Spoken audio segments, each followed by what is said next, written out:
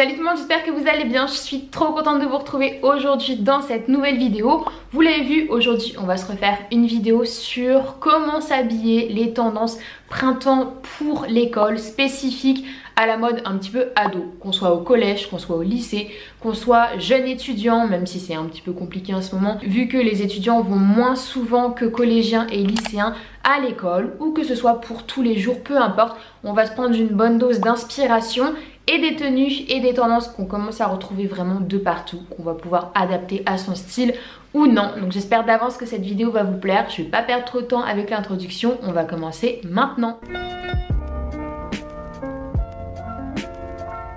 La première idée de tenue que j'ai pas mal commencé à retrouver là ces derniers temps, c'est une version printanière de la tenue avec un pull sans manches qui est toujours extrêmement d'actualité et qu'on va continuer à retrouver de partout.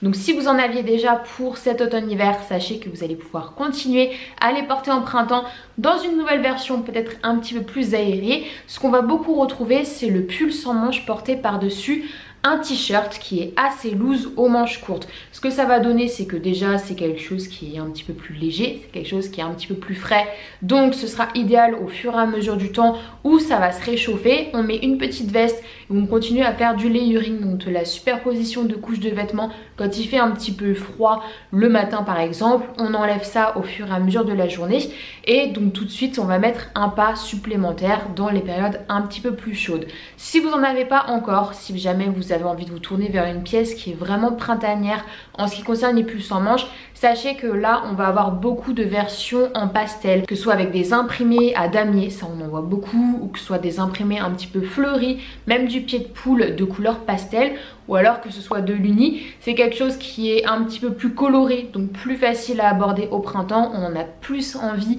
au printemps, donc il y aura cette option là. On en trouve déjà pas mal aussi sur Vinted en seconde main, même en vintage à des prix de folie. Donc je vous conseille, si jamais vous voulez quelque chose à mini prix sans avoir à acheter dans du neuf, de bien fouiller de ce côté là. Vous allez pouvoir trouver des petites pépites, des pièces un petit peu uniques et ça fait des tenues qui vont être canon. Donc ça on va vraiment pouvoir continuer à le porter pour les prochaines saisons. En deuxième, ce que j'ai commencé à vraiment retrouver de partout, et là ça va vraiment être une tendance pièce de ce printemps qu'on pourrait utiliser facilement pour l'école, c'est des chemises qui sont plutôt oversized et travaillées en patchwork.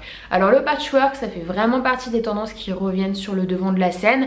On est très inspiré du début des années 2000, donc quelque chose d'assez rétro. Soit on va le travailler en patchwork premier degré avec des assemblages de différents morceaux de jeans, par exemple des morceaux de jeans délavés de façon différente pour avoir un rendu un petit peu fantaisie. Soit on va être sur d'autres typologies de patchwork que je trouve intéressant dans les chemises que j'ai retrouvées. C'est qu'on va avoir soit des jeux de rayures qui sont un peu différentes, on va avoir des jeux de couleurs qui sont différentes, traités dans un univers de pastel. Je trouve que c'est carrément cool pour la période de printemps, parce qu'on a envie encore une fois de ces couleurs qui sont un petit peu plus fraîches, qui ont un petit peu plus de peps que ce qu'on peut sortir pour l'automne-hiver.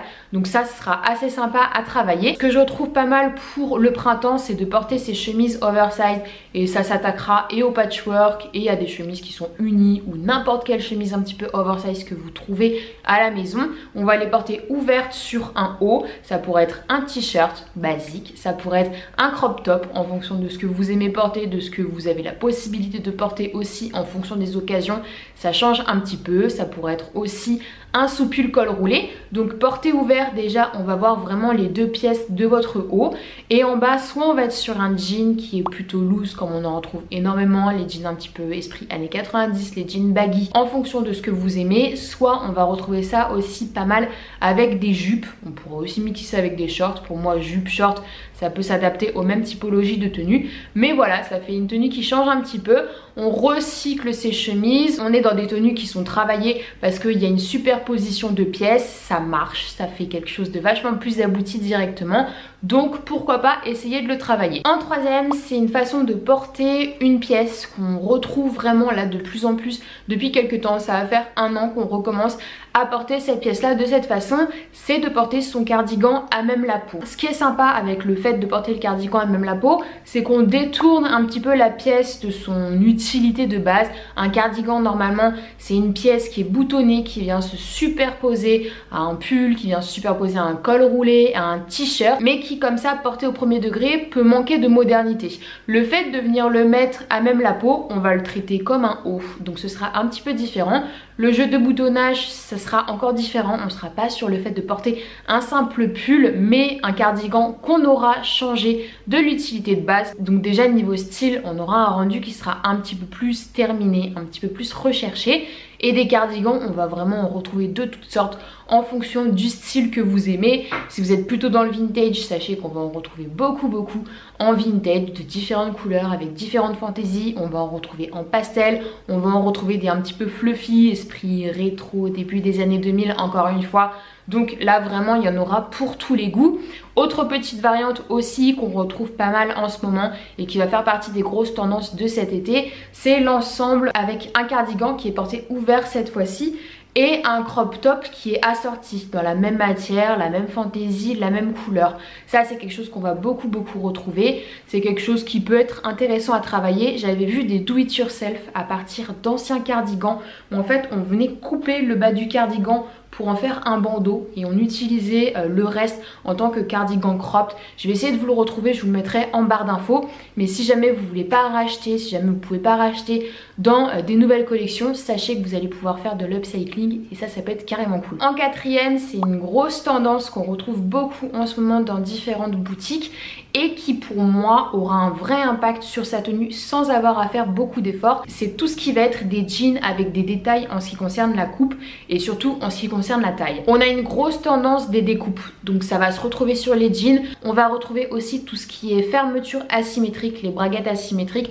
Je vous en montre souvent un sur la chaîne et sur Instagram parce que j'en ai un depuis un an et je le mets à toutes les sauces et personnellement j'adore. Ça encore une fois, on a vu des petites astuces sur TikTok et sur Instagram pour le recréer mais sans avoir à acheter un jean spécifiquement avec une fermeture asymétrique. Si jamais vous voulez recréer ça à la maison, c'est encore une fois possible. Et ce qu'on retrouve aussi dans des jeux de taille, c'est des jeux de double taille. Je vous en ai présenté un dans mon dernier haul, donc je vais vous le mettre dans le petit. Si jamais ça vous intéresse, je vous partagerai le lien.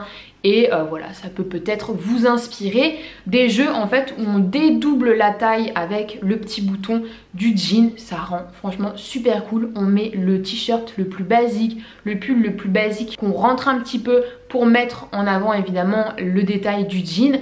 Et ça fait une tenue qui est simple et efficace. Tout tient en ce petit détail. Et franchement, je trouve que ça marche super bien. Un cinquième, c'est encore une tendance qu'on va pas mal retrouver et qu'on pourra se faire en do it yourself, en upcycling, si jamais ça vous botte, si jamais vous vous sentez un petit peu manuel. Ça va être tous les détails de fronce. On va pas mal en retrouver sur différentes typologies de vêtements, beaucoup sur des hauts, que ce soit des crop tops, que ce soit des pulls. Ce sera un détail qui encore une fois pourra changer la donne. On en retrouve aussi pas mal sur les robes. Donc si jamais vous avez des pièces comme ça, que vous avez le matériel qui correspond, je vous renverrai encore une fois et toujours dans la barre d'infos avec des petites idées de vidéos tuto pour vous guider.